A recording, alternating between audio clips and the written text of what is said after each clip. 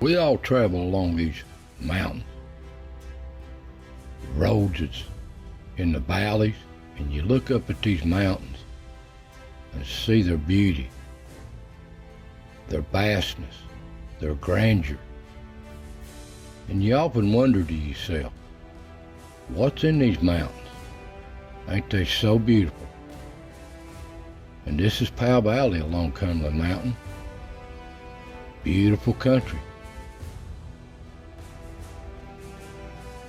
Now the Cumberland Mountain Range is marked in orange here. Shows the Appalachia Mountains and the plateau. And right here is the Cumberland Mountain Range. Goes from West Virginia all the way down into Carroll, Tennessee, starts the plateau. Now this old Cumberland Mountain, you look at it, well, what's inside this thing? And I'll show you what's inside these mountains, like a cutaway view here. We'll look at some of their history, their secrets, natural and man-made, and some things they found in these mountains.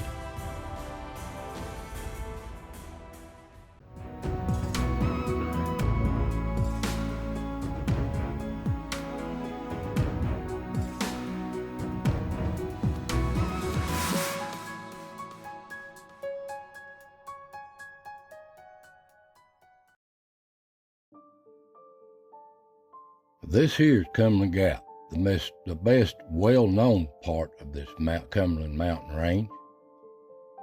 So much history here that it can't be touched. Just so many stories.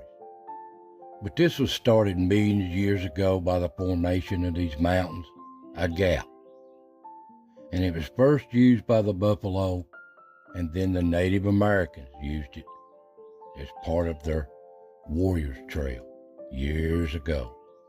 And the first white man in here to document this was a Dr. Thomas Walker, 1750, before this became a nation, still under British rule, and he explored this for a land company in this wilderness for land expansion.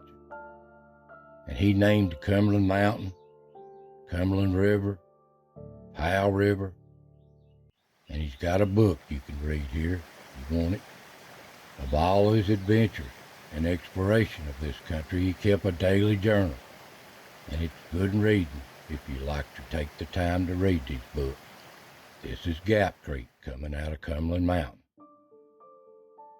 Now here's an old map of 1700s, maybe early 1800s, before these towns and cities really got established, of the gaps in the Cumberland Mountain Range. And here's some of the gaps: Big Stone Gap, Pennington Gap, Cumberland Gap, and there's a bunch of other little gaps. But Cumberland Gap is the most accessible, and it was the easiest travel way back in them days. And you could see Minnesboro wasn't there, Pineville wasn't there. There's just so much history here.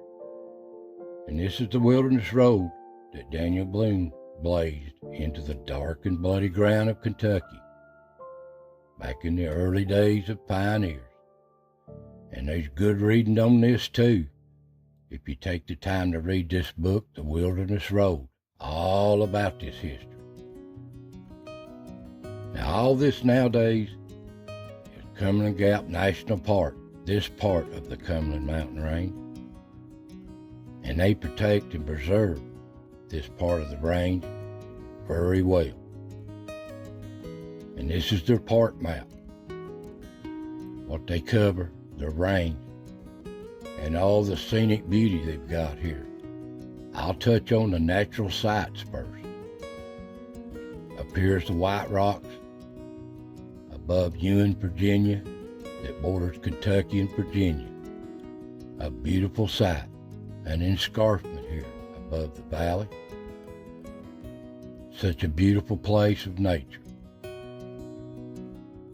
And not far behind it is a place on top of this mountain by a little settlement like a small cage cove. Hensley's Camp, Hensley's Settlement. Here's an old aerial views of them on top of the mountain. I've got people here, ancestors, that lived here late 1800s, early 1900s before it was abandoned and the park took it. Old, looks like a small cage cove, but it's right on top of the mountain. This old picture here just shows the mountain that it's in, on top of Cumberland Mountain. And of course, another natural, beautiful sight here is right above Cumberland Gap, the Pinnacle Overlook. And it's such a beautiful place. You can see where all three states come together. You're right above Cumberland Gap. Beautiful sight. This is Cumberland Gap, right where three states come together: Virginia, Tennessee, and Kentucky. And here's a view from it.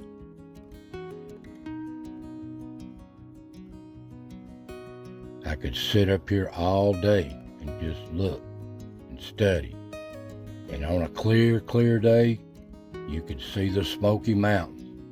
And halfway between you and the Smokies, you could see the Clinch Mountain. Beautiful sight. You're looking off here to the right. Now, I growed up seeing this mountain, Cumberland Mountain, from the north side and the south side.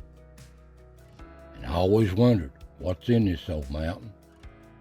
There used to be an old road running across here, the Wilderness Road here originally, and it finally grew into a pavement, into a highway. And so many people died on this road, called it the Massacre Mountain. This road no longer in existence. And here's an old map from back in the 70s. Showed the road that went across the mountain, which is replaced now by the Cumberland Gap Tunnel, which we'll show a little later. And y'all remember this if you cross this old mountain? Cudjoe's Cave. It's called the Gap Cave.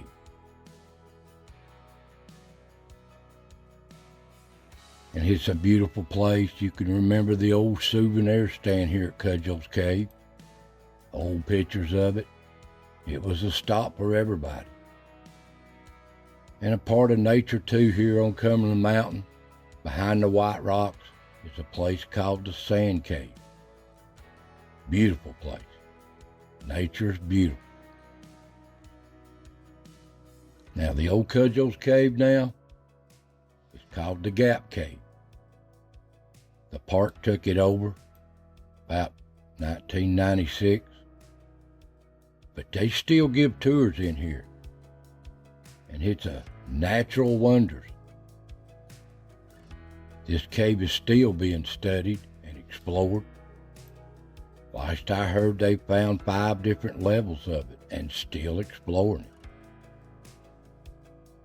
And there's a layout of this old mountain. You can see the cave system here. How it's worked its way into the rocks over millions of years. A cutaway version of Cumberland Mountain. And like I said, they still exploring this old cave, studying it. And last I heard, they still haven't found the end of it. It just goes on and on.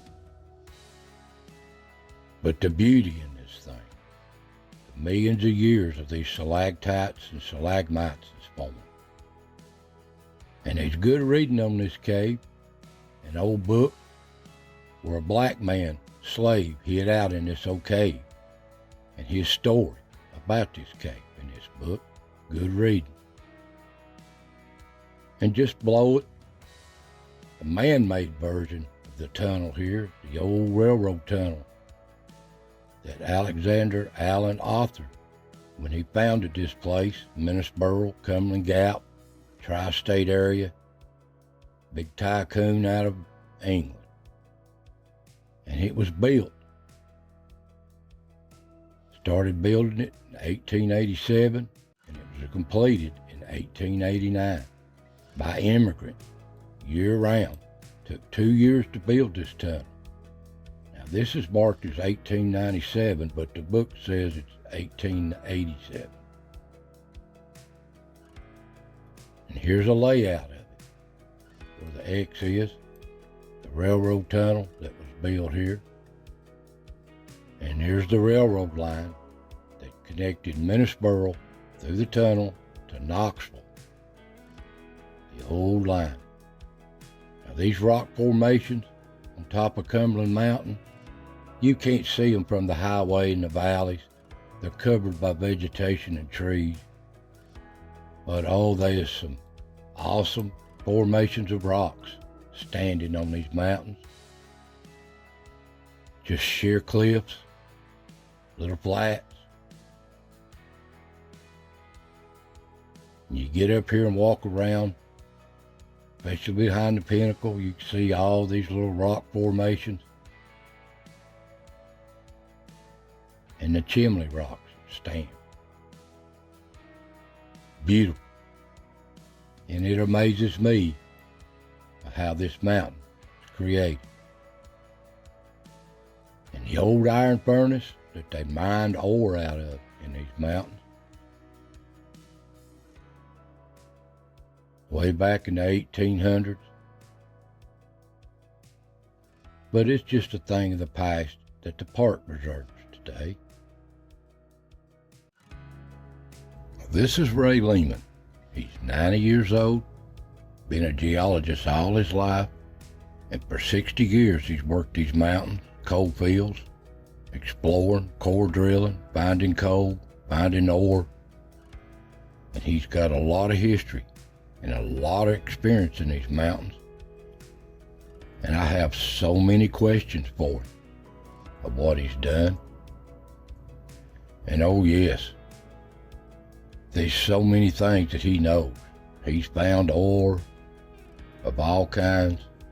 He's found oil, all the coal seams, and got so much history and experience over the years.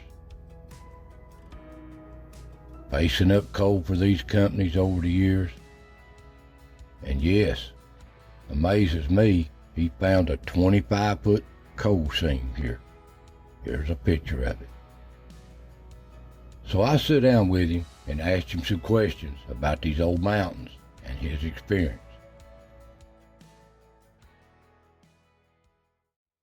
How much iron ore is in Cumberland Mountain?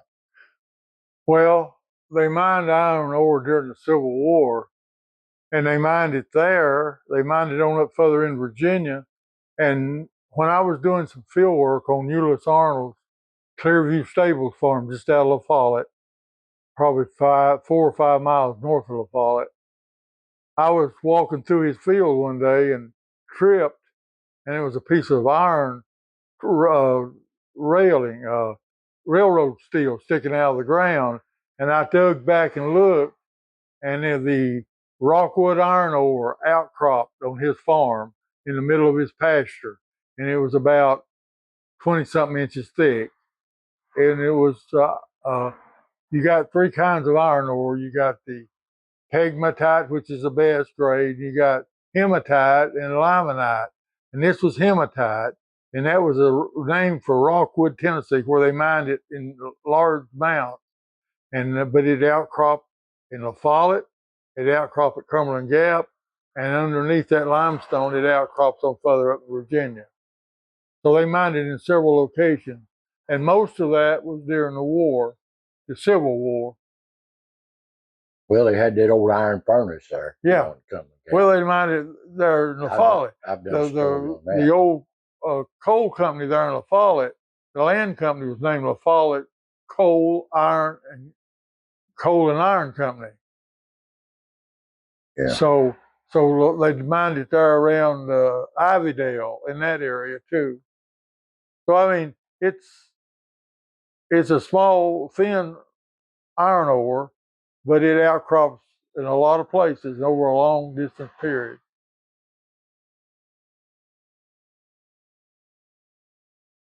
Well, in '85, they started building the Cumberland Gap Tunnel. It went under Cumberland Mountain and bypassed the old road over the mountain by Cudjoe's Cave. We all remember that.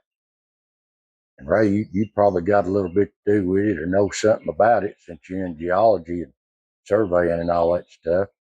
So when did they actually start the idea of building a tunnel through that cave or through the mountain? The first that I knew about was about 1958 when a guy from TVA, he may have done it on a contract though with the state or the federal government, with a guy named Myron Moneymaker, and I went with him a couple of times on the survey. But that tunnel was the initial survey. I don't know if it was a final one or not, but it was done in the late 50s. And then when the tunnel was near completion or about halfway finished, Tom Shattuck, who was living in Middlesboro, my same age, born probably 1935 or 6, he was the chief engineer on that project for the federal government. And I went up and spent a day with him in the cave or in the tunnel. And that's when they were trying to decide what to do with the stream of water that they had hit in the middle of the mountain. So will you talk that they hit a cavern or just an underground It was river? An underground stream. Like an underground river. Yeah, it was an underground stream. How wide was it? How deep? Maybe 15 or 20 feet. And I don't know how deep it was, but it wasn't very deep, maybe 4 or 5 feet deep. But it was a fast running stream. Yeah, it was a fast moving stream. And and they were trying to decide whether to leave it open and just build a crossing over it so the tourists could see it. But then they decided, or at least I was told they decided that they would just cover it over because it would cause too many accidents if people were slowing down or stopping to look at it in there. So it's definitely one there, but you can't see it. So it's about midways in there. I'm guessing midway. It could have been, 40% one way or the other, but I didn't measure it.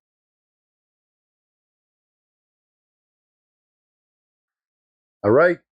You've done a lot of core drilling. You've core drilled Middlesboro right under it down, ain't you? I drilled 4 holes in Middlesboro, went below almost 1,000 feet. Canada Mountain. You went down the mountain, down below sea level? I started at the top of the mountain at 2,995 feet, drilled 3,000 feet. And we never got out of the Pennsylvanian rock. We never got to the Pennington Shale or the Mississippian, the limestone. Never got that far. And we didn't find any thick coal either. Okay, you drilled under Middlesboro from the top of Canada Mountain, which I always know the Candy Mountain. That's nickname for us old people. Yeah, it's Canada. Well, there is no coal seam under Middlesboro. Well, there's not under Canada Mountain. Now, as far as Middlesboro is concerned, see, when you leave Cumberland Gap, you're in limestone. Yeah.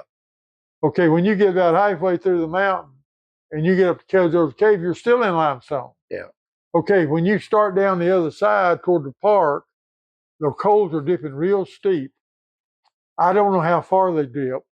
Yeah. Because they dip so far down that we didn't get to the bottom of them. And it's a syncline in there.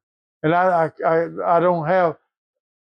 My intention when I drilled the hole was to go down into the Pennington, but I only had contract and an agreement, American Association and Huber Corporation.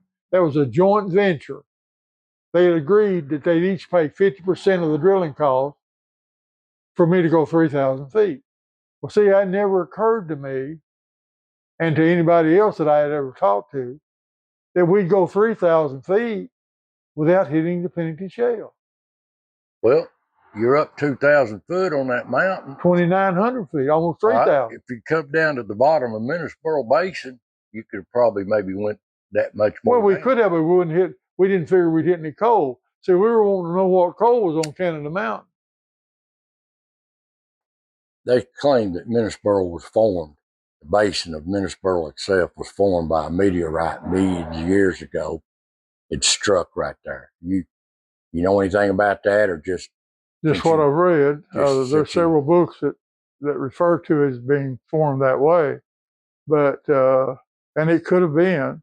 Although I don't know. I think probably Pine Mountain and that Cumberland Mountain that runs, just to the southwest, southeast of Middlesboro, probably had a lot to do with that basin. But uh, I have no idea. it is just what I've read. Geological oddity, though. All them mountains around there, and it's just a big basin bowl there in Minisboro. Well, you have a basin there. You also have Rocky Face Fault that extends from Cumberland Gap Park, practically, all the way to Pineville, Pine Mountain. Yeah. Mountain at my Pineville. So, I mean, Middlesboro's faulted on two sides. Yeah. And then it also, just west, you got Pine Mountain. So it's really between three faults. And there's no way of knowing in the sequence in which it happens, And it's kind of funny too, like Cumberland Gap, it sits in a little basin to itself, lower than anything else around. Well, Cumberland Gap, of course, is in an older rock. It's in Mississippian age rock, which is limestone. See, there's no coal at Cumberland Gap. Yeah. That's just a theory that they have, but it kind of makes sense if you read up on it and research it. There's a lot of mystery there. Yeah. All your years of core drilling in Kentucky, Tennessee, Virginia, West Virginia, have you ever come across any silver ore veins while you core drilled or anything like that in all your years? No, there shouldn't be any silver or gold or any precious metal in the Pennsylvania age rock. All of that is older, comes out of older rock. There's some down in Monroe County, Tennessee, that's had several reports written on it. They've discovered gold down there, and there's several books on it. But I've never run across any. I've heard of a lot of it, but it's all rumors. Nothing ever proved out. Well, you've heard all the old John Swift stories. Yeah, well, John Swift lost silver mines. Silver mines, right? And there's a lot of speculation about where it was. A lot of them think it was on Pine Mountain, and some evidence, I guess, has been found. They have a John Swift silver mine hunt every year up at Geological, Tennessee. Or they used to. I don't know if they still do. Well, they claimed he had 3 or 4 different mines, and he had little veins he mined here and there. Yeah. He had stashes to keep Native Americans when they was coming out from getting it. But I just wondered if you'd ever, didn't you say you sent in some ore samples once? Around 1965, there was a lot of speculation about John Swift up in East Kentucky. And George Bishop, who lives up there on the Middle Fork of Kentucky River near Island Creek, told me that there was a mine on his property up near the top of the ridge, and some strange outcrops was up there. And I leased it from him, and my 2 sons and me went up there probably in '67 and opened the mine up and got samples. And we sent the sample. George Bishop sent those samples off to the University of Kentucky to have them analyzed, and told them where it was from. And they wrote him a letter back, which I did have the letter, but I can't find it. It said there was no such rock in the state of Kentucky, but it had traces of 11 different minerals, gold and silver, platinum, a couple of others that just don't show up usually in Pennsylvania rock. And that's where it was. It was up in if you correlated it with the coal seams, it would probably be near the Hazard 4 in East Kentucky. Well, what about that? So you don't think just nature itself, the formation of the rocks and the mountains, like Cumberland Mountain, you don't think they might be a little silver vein somewhere? I'd be surprised if there were. I can't say they wouldn't be, but I'd be very surprised if you found anything of that sort in the Pennsylvania age rock. Now, when you get into Pine Mountain, it's not all Pennsylvania age rock because it's faulted, and a lot of the Mississippian limestone comes to the surface, all the way from Caryville, Tennessee, all the way to up into Virginia. So there could be some Mississippian formations that might carry it, but well, that's funny how that the old Native Americans, way before any white man ever come in these lands, had mined silver for their own jewelry and stuff like that. So they knowed of it, but it was very rare. Yeah, I've never seen it. Okay. Well, thanks. Except that one instance where I sent the samples off.